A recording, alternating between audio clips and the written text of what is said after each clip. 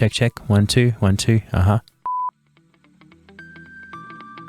So that hopefully you can learn from it and see how it how you can. Yeah, I don't know what I'm saying. Over the past few weeks, we've had a mixing contest. We were mixing 21 grams by Colton Benjamin. I've mixed it myself, so we're going to go through that today. Now, as far as the contest itself is concerned, that's finished and we've got the winners. I'll put them up on the screen. Congratulations. They picked up some awesome prizes from iZotope, from Sonable, Trackbits and Indie Drums. Thank you to Simon Morrow, who was co-judge on that contest. Now in this video, I use quite a lot of iZotope plugins, and if you find yourself wanting, they're actually not that far away or that out of reach. For only $24.99, you can get access to a whole heap of them. It costs about as much as it would cost to buy RX on sale as it would to have a yearly subscription. But you get all the other plugins in the bundle, so it works out cheaper overall. So feel free to go and check those out. I think you'll find that there's some really cool stuff there and definitely well worth the money.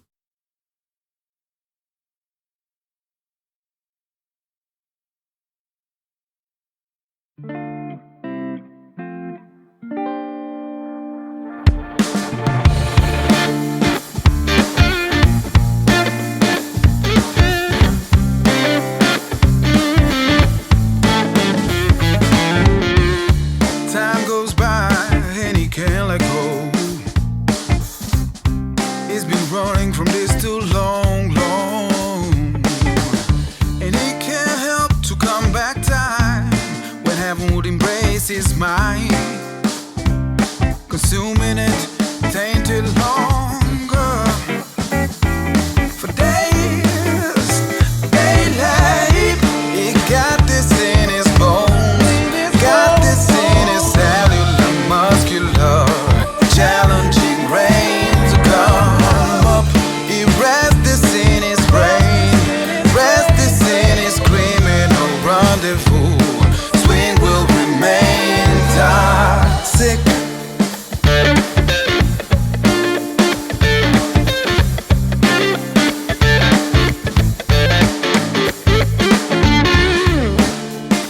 It gets cold when I rest up in the thoughts deep in his mind.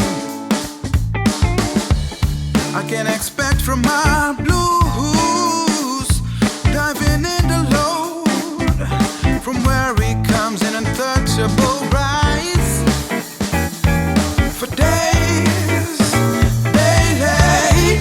He got this in his bones, got this in his cellular, muscular, challenging rain to come up. He rests this in his brain, rests this in his criminal rendezvous. Swing will remain toxic.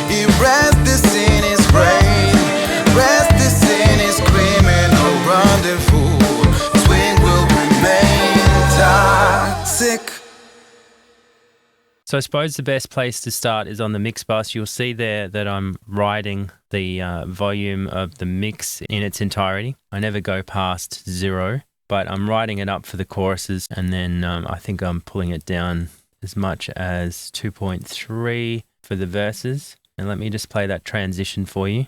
Back time when heaven would embrace his mind, consuming it tainted longer for days. Daylight, he got this in his bones, got this in his cellular. Very, very sneaky way of getting a bit of extra excitement in there. So everything feeds into this trim track. I'm not actually trimming it that much, it's just -8. And then it is going into Meta plugin, which is hosting the vintage tape from iZotope, which is a breakout of the Ozone Advanced. So 30 IPS and a bit of input drive and stuff. I can't really justify any of the decisions that I've made in this mix. I feel like a lot of these decisions were made in context. As far as how I arrived at particular settings, I literally just played with stuff until I got it feeling the way that I wanted it. The reason I'm hosting it in this Meta plugin is because I wanted to 8 times oversample, really important for things like harmonic distortion and compression. I've also got compression happening here with the SSL bus compressor. So we've got that. I don't think it's doing that much. Let's pop over to the chorus. He got this in his bones, got this in his cellular muscle. And that is actually probably more than I would normally compress the mix bus. Normally you barely see it moving. There's no makeup gain. And then it's coming out of there. It's going into a bit of corrective EQ. So I wanted a bit more of the mid-range in there, a little bit of a bass lift, and just cutting out some of this stuff. It looks like a drastic change, but because it's a mastering EQ, it's not doing a lot. So that probably is the biggest one at 3 dB. Sometimes you have to do what you have to do to get the sound that you want, and you don't always get it on an individual track level. And so sometimes the place to solve it is on the mix bus. Sometimes it's on the individual tracks themselves. And then we're going into another limiter from iZotope. I tried a bunch of these different modes here. Yeah, how much is that compressing? Let's have a look. He got this in his bones, got this in his cellular muscular, challenging rain to come up. It's lifting the level quite a bit. The character setting, I pretty much drove the mix into this and then played with that to try and find the sweet spot. That's getting fed out to you guys on outputs 11 and 12. And then it goes to the stereo bus. The stereo bus is literally just for monitoring. Then I've got tonal balance control in the R&B soul preset. We will take a good look at this in an upcoming video. I'll explain a bit more how to use it. This is just my room correction and a limiter just for safety, just in case I do something silly and it doesn't destroy my speakers. And then most of my viewers would be familiar with this type of setup. I pretty much use it all the time. Don't be put off by the fact that I've printed 7 mixes. If we go back through them, they're all kind of different. Like that one, I might have been experimenting with how hard I could hit it. Let me send that out to you and you can have a listen. I really did experiment a lot with this track to try and find something that worked. To be quite honest, I struggled because it wasn't in the performance. Let's have a listen.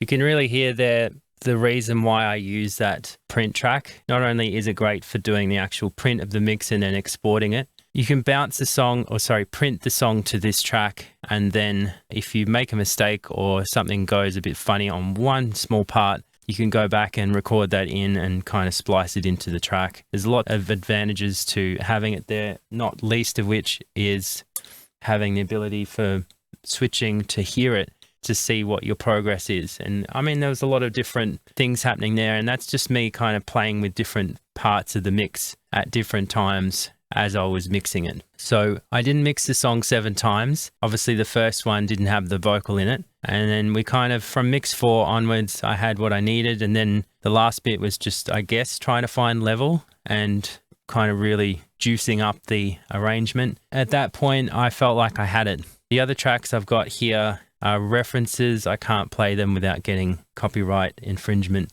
notices on YouTube, so I won't go there. I've got also, if I want, I can turn that track off and I can listen to the original one. Let's have a listen. Let's remind ourselves of what that sounded like. Hey, life, it got this in its bones. It got this in its saddle, muscular, challenging grains of love. It wraps this in its brain. In its criminal rendezvous, swing will remain toxic.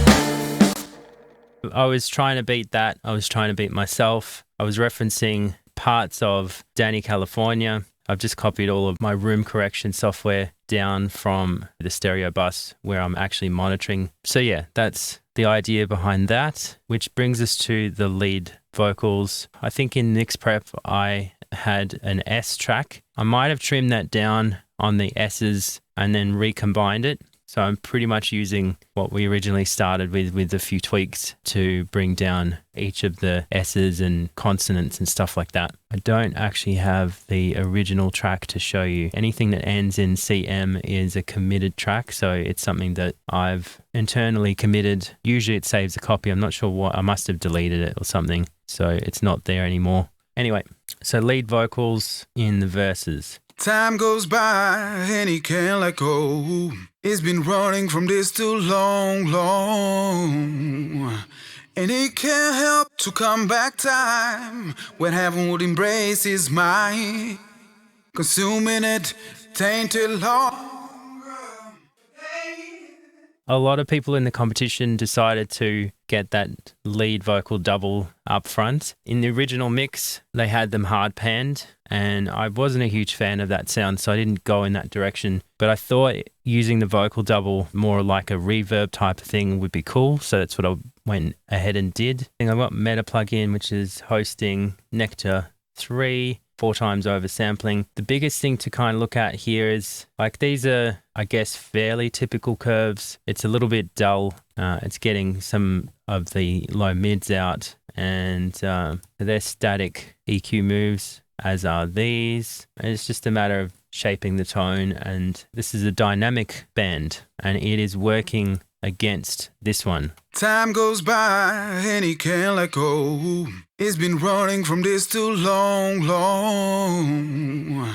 And he can't help to come back time when heaven would embrace it.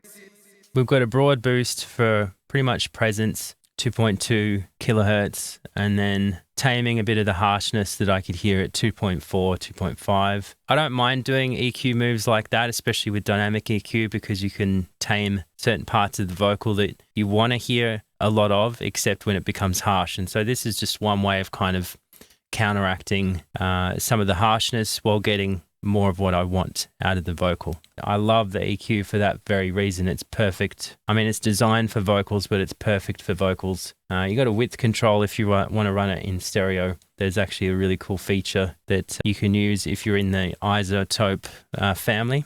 Yeah, I forget how many bands that you can make on this, but I think it's like 30 or something ridiculous. If you really want to go to town, you can really shape it exactly how you want it to sound, and I think it sounds really good. For subtractive work, I really love it. BX DynEQ, that's doing a bit of harshness removal as well at 2.7. Time goes by and he can't let go. He's been running from this too long. Bit hard to hear. It might have been a decision I made in context. I got CLA 76. Time goes by and he can't let go. That'll be adding a bit of grit and bringing up some of that headphone bleed, which sounds lovely. Looks like I wanted to get rid of more of that 2.5-ish harshness that I was getting rid of on Nectar. And then we're going into Neutron Advanced. This was actually new to me. I didn't realize I had this until I kind of went exploring through some of the iZotope plugins, and I found this. I'm glad I did because I can see a lot of uses for it. So frequency split at 1.4K. All it's doing is it's reducing the amount of attack in the top end, because it obviously got a little bit spitty with the S's and stuff. And then I wanted to get it a bit brighter, took a bit more of the low end off, did a bit of de-essing. This is kind of my special setting, which I find pretty transparent. Sometimes I'll wind down the frequencies to lower frequencies, but for the most part, it's a weird setting, but it works. And then it goes into black box for a bit of grit. What I was really going for in this particular section for the verses was something that sounded a bit smaller, not as full, and that's kind of what I ended up with. Effects wise, I'm going into this widener. If you've watched Mix Rescue, you would be pretty familiar with the widener I normally use, which is pitch 2, but I had a go at this one. It's pretty good. Let me just take off the effects. Consuming it, tainted longer. With the double. Consuming it, tainted longer. Giving it a nice room. Put in the widener, which is this vocal doubler. Consuming it, tainted longer. And that really kind of connects those two together, I feel. And then we've got the eighth note delay, which I think I'm writing. Consuming it, tainted longer. For days, daylight.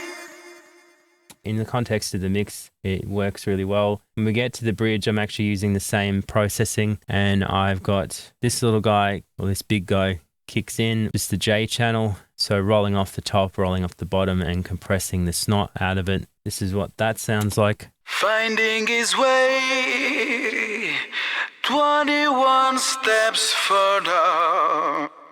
I just wanted something different for that particular section. What else have I got here? I've got this channel, which is a duplicate of the verse. Yeah, so it's a duplicate of this track here, and it has a lot of the same things, except what am I doing? I'm sending that into this throw. It's primal tap. Finding his way 21 steps further. Running for cover. One man, same man, sober. He's running for cover.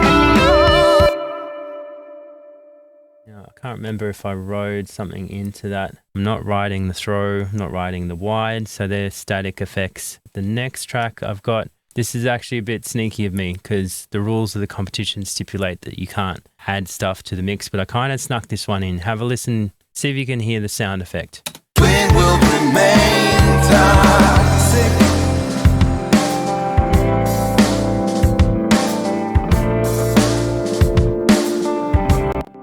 Pretty subtle. This is what it sounds like on its own.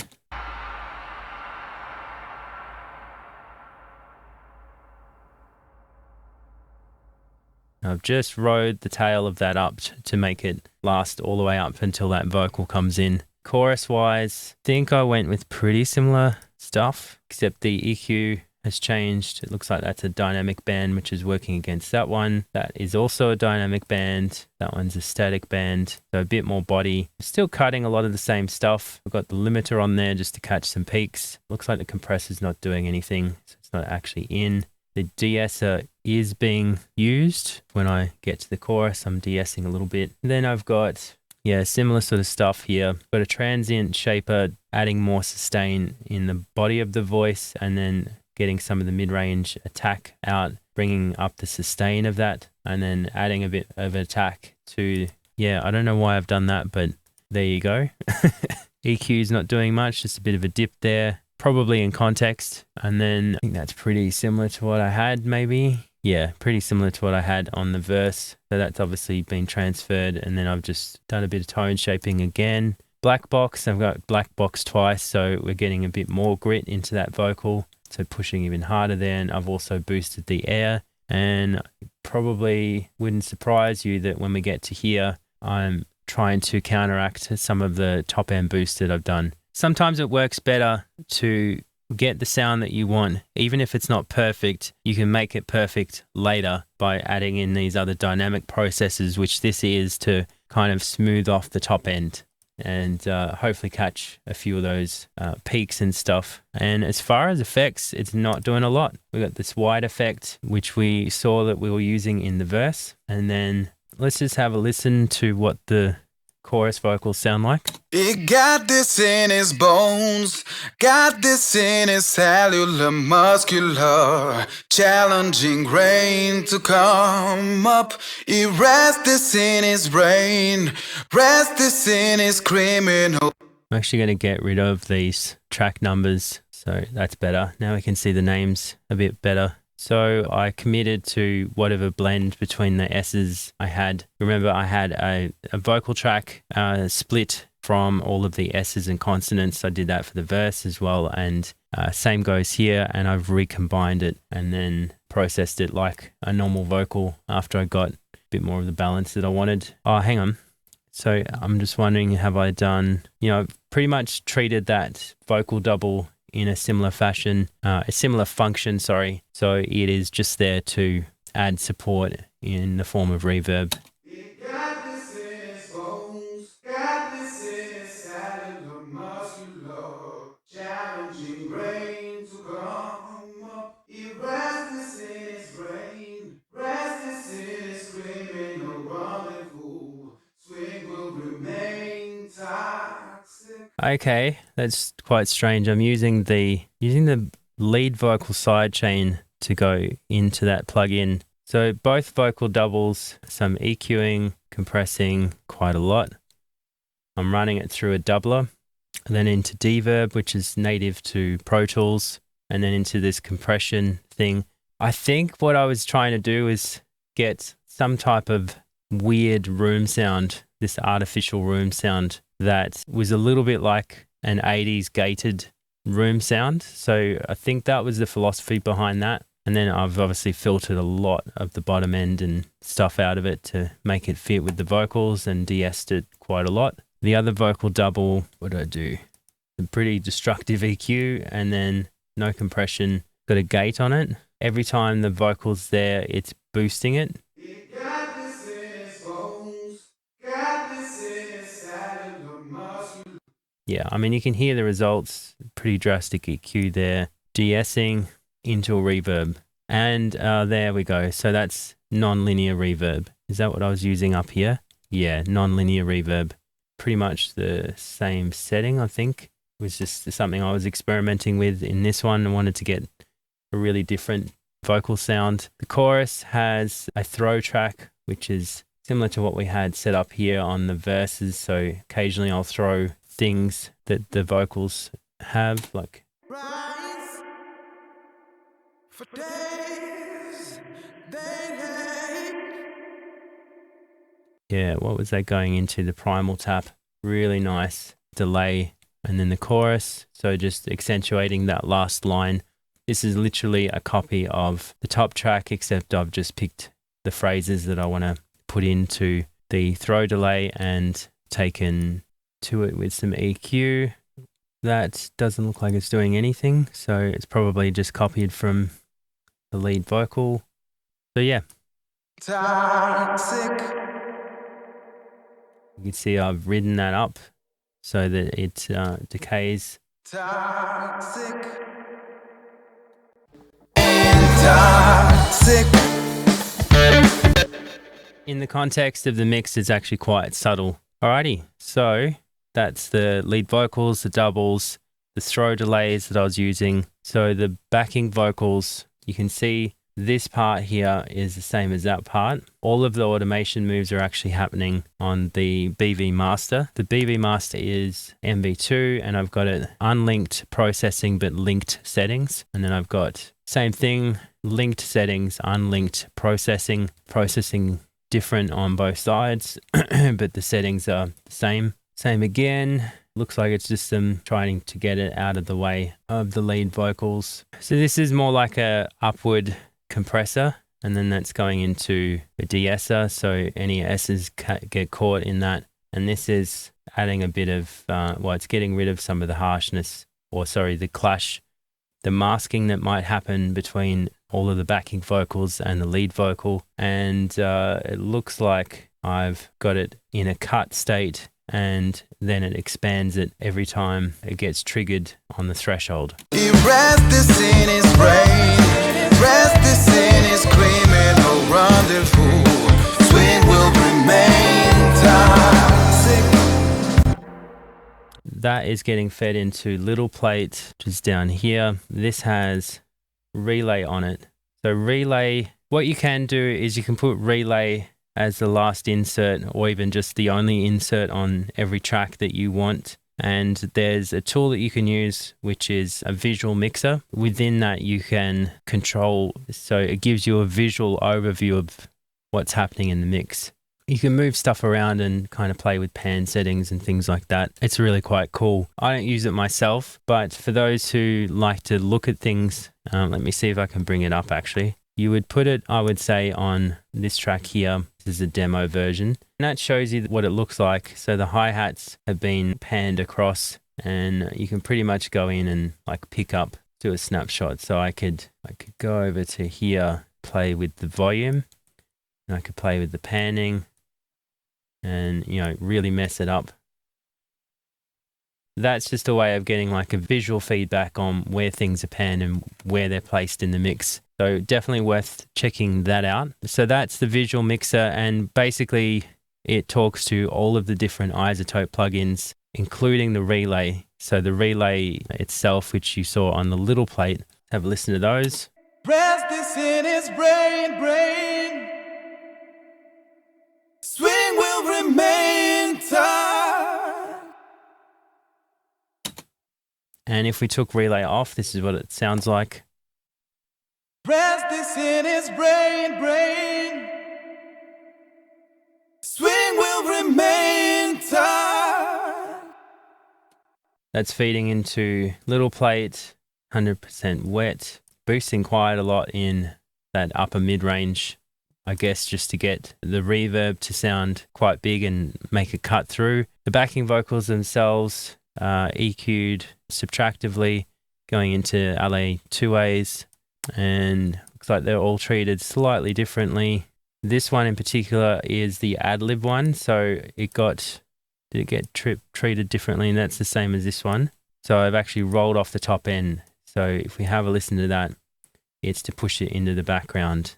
Got this in his cellular muscular, challenging rain. Really wanted these lines here that are from the same track, like that's the same track as this. I wanted that to be in the background, and that's why the top end's rolled off, and it's also getting sent to that throw. It's panned 44 on the left side, and then it's thrown to the other side. And then I've got this 3D effect. What is that? Let's have a look. 3D effect is Metaflanger into mono mod, and then this plugin here. There's quite a lot of that throw delay on there. Let me pump up this 3D thing. In his bones. In his bones. What would normally be in my template, I've added this on just for a bit of experimentation. The other backing vocals were just at the end of verses and stuff, subtractive EQ just to clean them up. Bass guitar, looks like I committed to something there. Let's have a look. Right, so I had the Rock Rack, which is the bass amp. You've seen me use this before a million times. It's a free version. I use it quite a lot. But then it goes into an insert, which is actually an analog channel that I've got here behind me, which is the Zickler Prodigal. And I couldn't tell you what the settings were. It looks like it got compressed quite a lot, judging the before and the after. I would have hit that quite hard. I would have said, let's have a listen. So this is what it started as.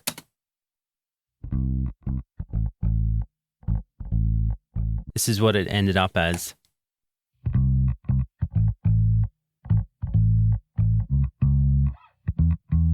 I'm going to hide that again. The bass then got low end control, and then I've made a bit of space for the kick, pretty much the sub of the kick I thought I might have used my template for the drums, but I didn't end up doing it. You'll see that there are a lot of rides on both the bass and the drums themselves. If I remember correctly, in the mix prep video, I had an attack track. I actually deleted it, didn't end up using it. I think what ended up happening was I ended up processing my kick and my snare through the analog channel strip, and I can't tell you what settings I used. I don't remember.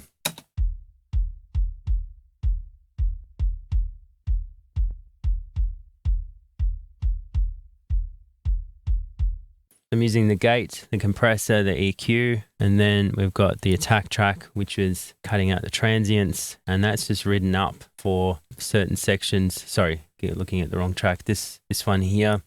So I've written that up during the choruses just to help it cut through particular sections. So on its own.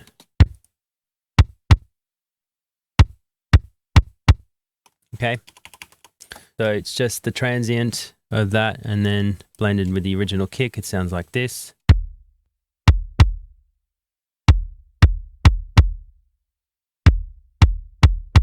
The snare drum, this top one I believe is the original snare drum, which I've heavily limited it, and then I compressed it even more. Here's what that one sounds like.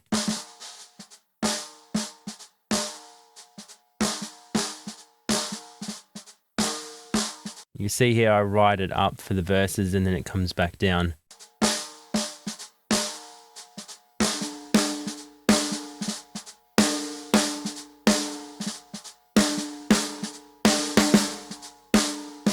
You get that real rattly sound of the original snare, and then it gets less rattly when we get to the chorus.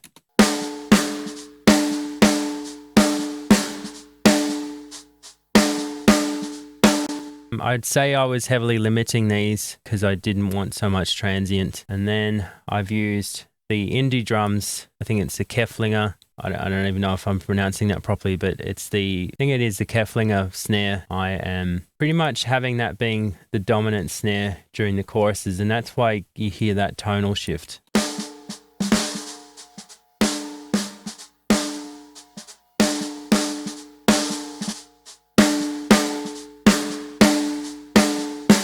Really great sounding snare, particularly for this. It seemed to be the appropriate replacement. It is 100% replaced on that particular track, and so I'm just playing with the blend between those two different sounds, and it just becomes more fuller in the chorus. And let's have a listen in context. Now that you know what's going on, you should be able to hear it.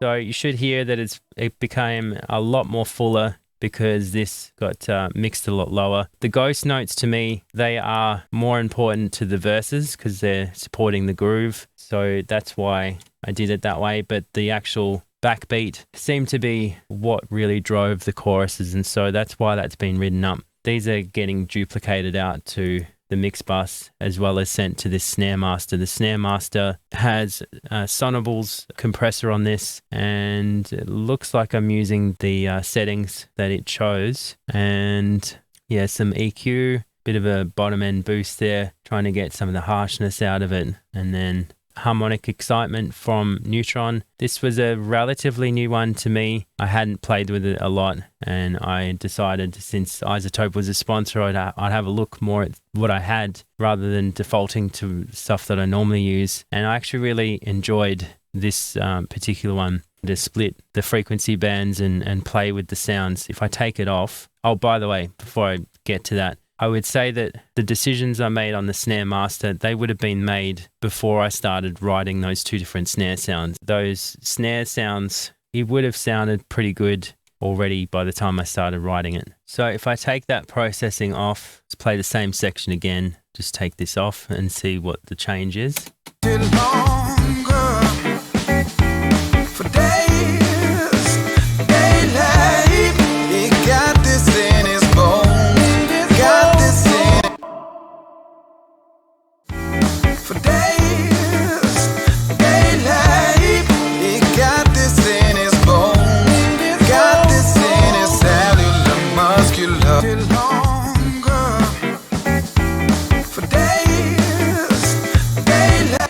That extra drive, which is like supposed to be like a tape harmonic distortion drive, it just really helps that snare sit right in the mix. Love what it's doing there. And then a bit of transient shaping. So removing the attack from the low end and a little bit from the top end, bringing up the sustain. It's all pretty subtle stuff. Tom-toms, looks like I've committed to this tom-tom here. Let's have a look at what I originally had. So I had the phase correction stuff on there. So really not much going on there. Snare master is going to drums 1, which is here. Okay, which I think all of the drums eventually end up there, and some of them also end up at this parallel. The floor tom gets ridden up in that bit that leads into the guitar solo. Now this is quite interesting, the hi-hats. I thought that they were quite integral to the movement in the song. So just have a listen. So I'm riding them up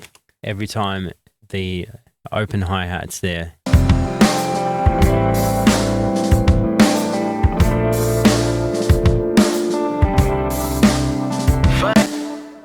Turn off dynamics.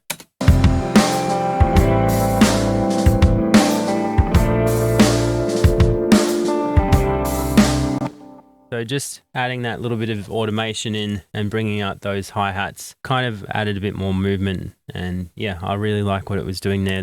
The strange decision I've made here to put tremolator on it was actually not that strange when you think about it, because without anything, it is quite a boring hi-hat. And I'm not sure why, but it sounds like it's either really well isolated or it was recorded as an overdub, but it still appears in the overhead master. So I'm not sure what's going on there.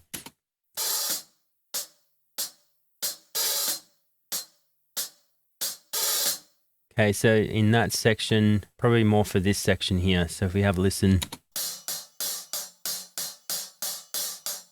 Pretty boring, but if I add a tremolator,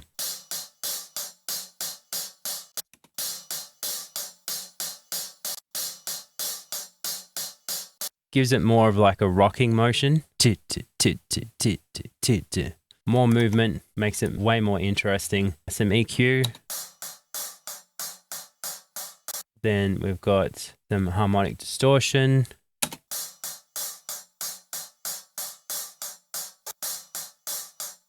Just gave it a bit more fullness. Yeah, it looks like I've warmed up all of the bottom end just to try and make them sound a little less harsh. And then I am enhancing the attack of the top end to bring out more of that performance.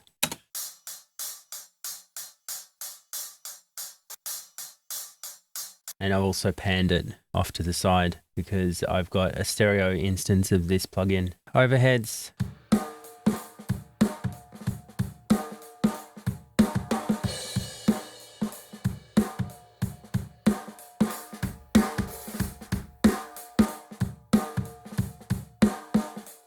We've got the lead vocal sidechain feeding into here, so that's to get the harshness of the overheads out of the way of the lead vocal, which Smart Comp does an amazing job of. And then I've got, dipping some of the top end stuff out. Looks like we are enhancing the attack and some of the mid-range sustain, removing some of the mid-range attack, and then enhancing some of the attack. So probably to bring out some of that ride cymbal just to really drive some of the choruses. And then whoa, what have we got going on there?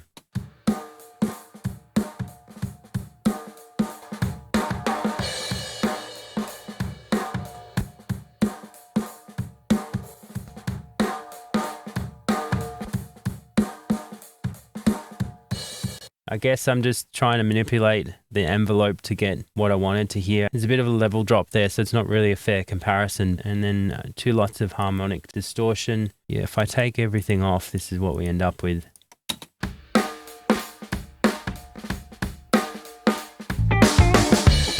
I can expect from my blues, diving in the load, from where he comes in untouchable rise. For days, daily, he got this in his bones, got this in his cellular, muscular, challenging brain. The cymbals and stuff get a lot harsher there. I've actually ridden them up for the choruses just to bring more excitement to the choruses. Put all of that stuff back on. And then the room's pretty similar story here, except that every time a crash was in there, have a listen.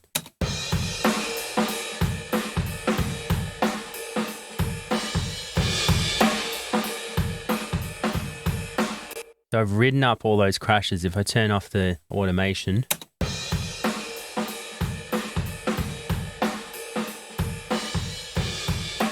way less interesting than this. Cellular, muscular, challenging rain to come up. You can see that I've ridden up those crashes. Had to have some excitement to it, and it didn't have it. These are the ways that I did it. Now we get to the drum processing itself. So limiting, really just there to catch a lot of those snares, a bit of a top end boost, and just some EQ. Am I compressing? Yeah, so compressing there. He got this in his bones. Got this in his cellular, muscular, challenging rain to come up. He rests this in his brain, rests this in his screaming. It really brings out the excitement. We've got a parallel, which looks like I'm sending the overheads to the parallel, and I doubt this is doing much. It's probably just for catching some peaks, and it's not probably going to be doing a lot apart from that. He got this in his bones. Got this in. Not doing much at all. It's really just there for tone, I think. Oh, look at that. I've got the bass amp on there. So if I have a look,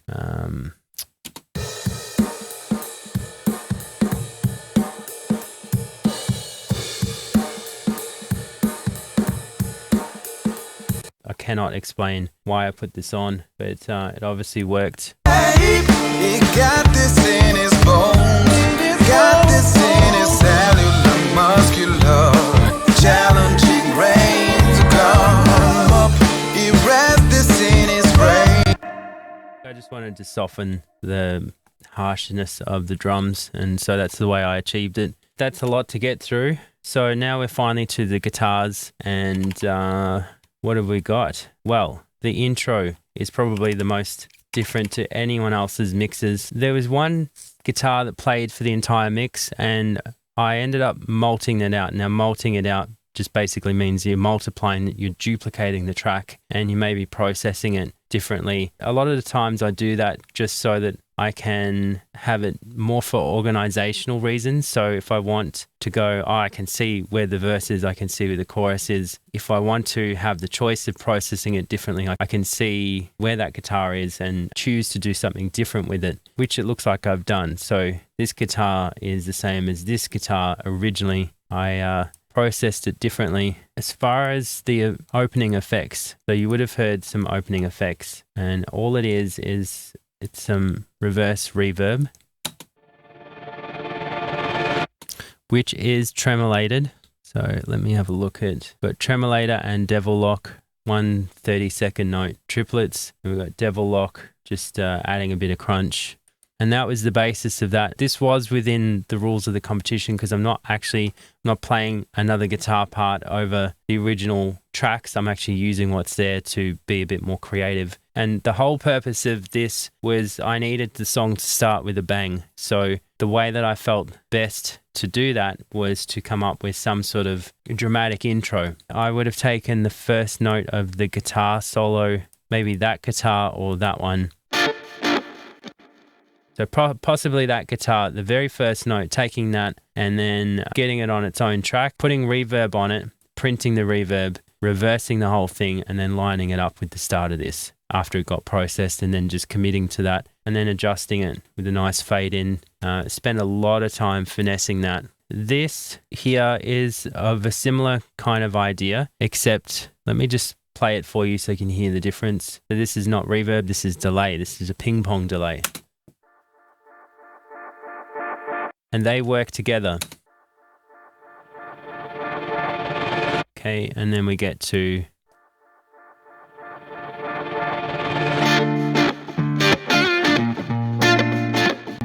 making a statement, really. Like, this is the start of the song. If you don't have that in, the song isn't that exciting. Let me just play it without those bits.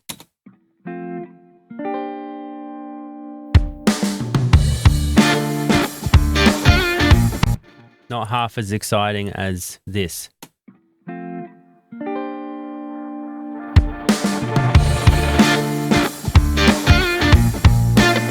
Really gets you into the song. So that's something that I think people missed as an option to really, capture the attention of the listener.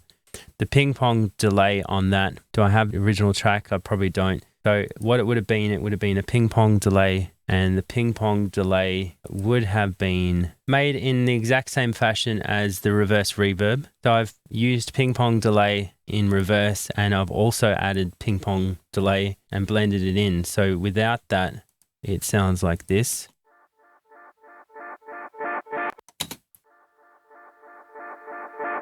Gives it a really cool effect. So I'm putting ping pong delay on something that is already ping pong delay, but in reverse. So backwards and forwards. Hey, it worked. The intro guitar, bit of writing happening there. Harmonic distortion, I wanted to shape it a little bit before it got into this rock rack. It's totally funky, and then it gets filtered quite hard because it's the intro guitar. And it gets sent off to this 3D thing, which we saw earlier, which is the meta flanger and whatnot.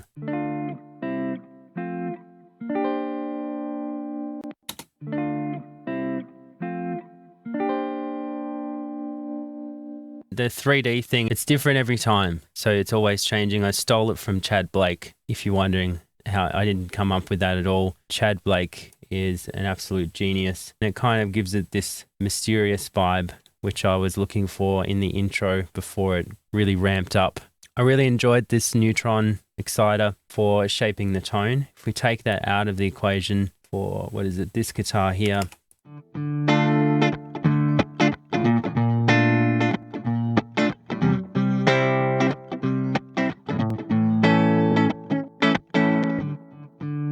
So if you look at it like this, this is the amplification stage, and the Neutron, I'm really using that like a guitarist would use guitar pedals. That's the way I'm looking at it. A little bit of distortion just to get a little bit more grit on that. The intro guitar itself is the edgy Strat chords preset. Then I've got a lot of EQ happening. The static EQ, no compression in that, and then I've got more harmonic distortion. It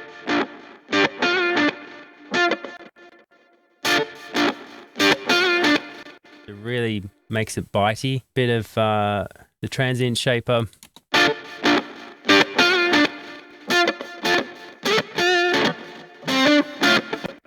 You can see there it's softening those transients. Really cool stuff. I love that it's multi-band. Some subtractive EQ. As far as effects, there's a lot. I mean, it's going to this small room, which is natural rich room, which is quite dark, and it's very short. So let's take all the effects off.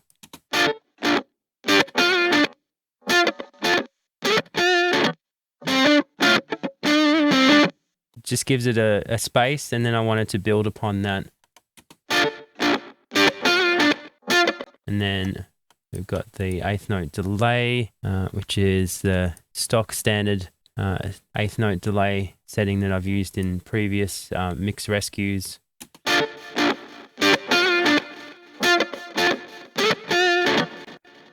Okay, and then I've got the throw, which I think they work together, and just some of the 3D.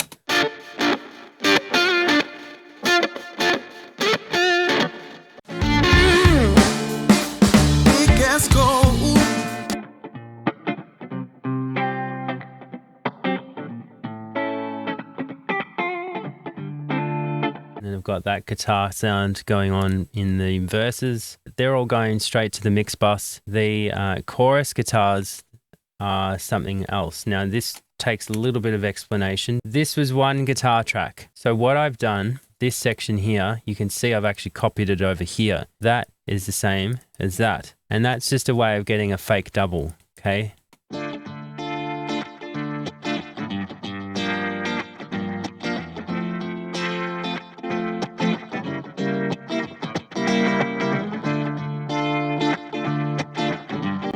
We've got tape stuff happening, some EQ, harmonic distortion, transient shaping.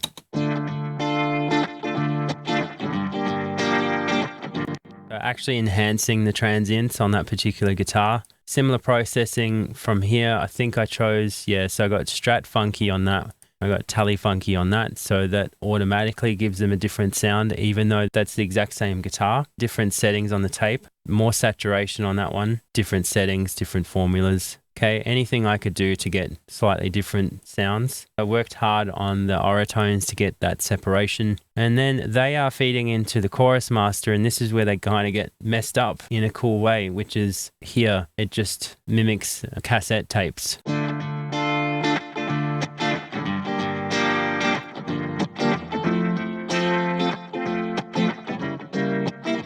How cool is that? The reason I did that was because I wanted to not necessarily have them be the focus of the chorus. I wanted them to be there, but I wanted to push them back. That did a really nice job of pushing them back.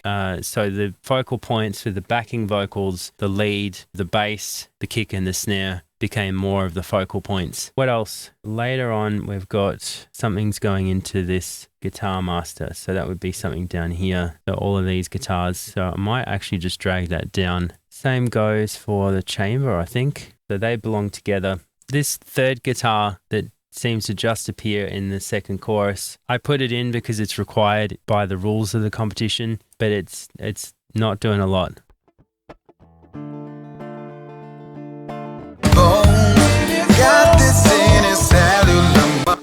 Pretty much buried in the mix. If it was produced correctly, it would have had it later on in the song, but it didn't. Looks like I wrote it up at the end.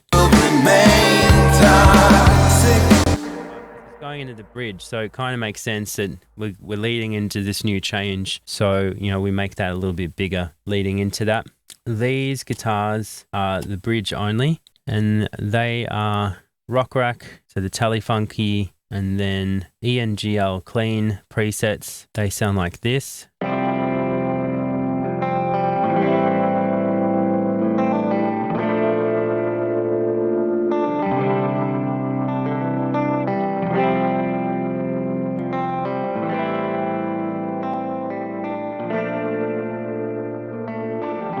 They almost got a tremolator or wow and flutter effect from this DAW cassette plugin. We've also got Decapitator, so that both those guitars are getting fed down here. Again, we've gone with that DAW cassette thing, and it's also getting sent out to this chamber, which is getting compressed first and then hitting the chamber. Without that, it sounds like this.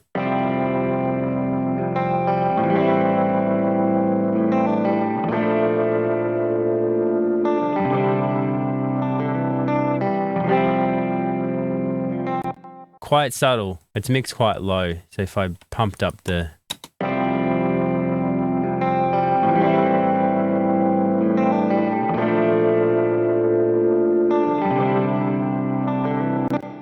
Then we finally get to... so those are bandwidth limited to those frequencies. And that's because I just wanted the bridge to shrink down a little bit. And then we get to the guitar solo, and then we got space to explode it into the final choruses. But before we get there, we've got this electric guitar, and you would have seen when I played the song at the beginning how much automation. And I actually found a use for the slow playback in Pro Tools. So when I was doing the automation, I was actually playing it at half speed. I just shift space bar, and that does this.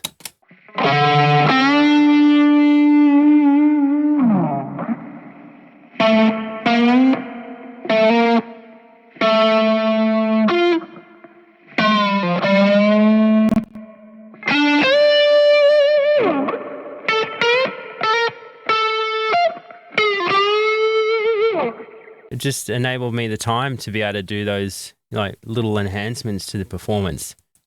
So the wah is actually a plugin, and I did it through automation.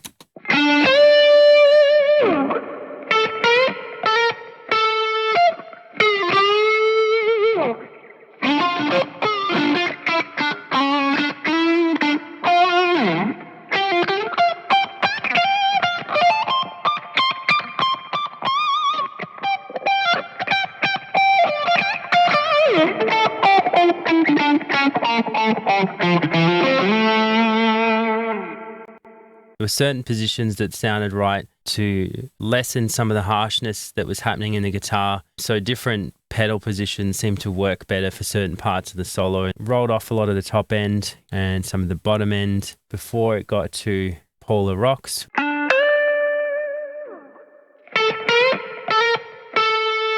So a bit more EQ. This will be a dynamic band.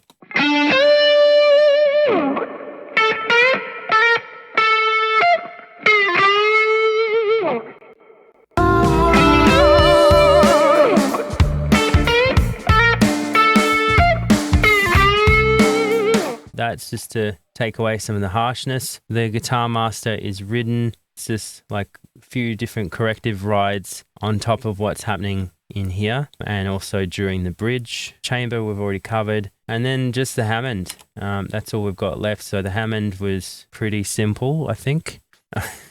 Maybe not. So I didn't like the register it was playing in, so I took it down.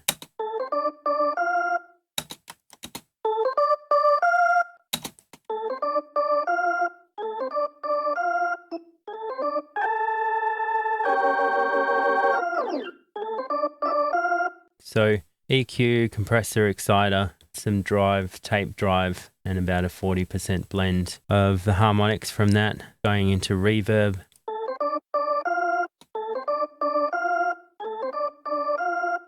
Another great plug-in from Sonable, and looks like just some more EQ, which would have been in context. And let me explain it like this. Sometimes you hear a problem. A lot of the time it's easier to just go and put another EQ on after everything that you've done, because you've achieved a particular balance and you don't want to screw it up. And that's probably why I've put this on, because I realized later on down the line that I wanted to take away some more of these frequencies, and so that's kind of the way I did it. That is the entire mix. So automation, writing things up and just trying to get all of the interesting bits to the forefront in the mixing and context. All the things that I spoke about in my previous video when I spoke about some of the mistakes to avoid. A lot of stuff to take in there. I hope you learned a lot. I hope you like my mix. Let me know in the comments if you like what I've done, and hope to see you on the Facebook group. Go and check that out. All the details in the description of the video. Thank you for watching, and I'll see you again soon.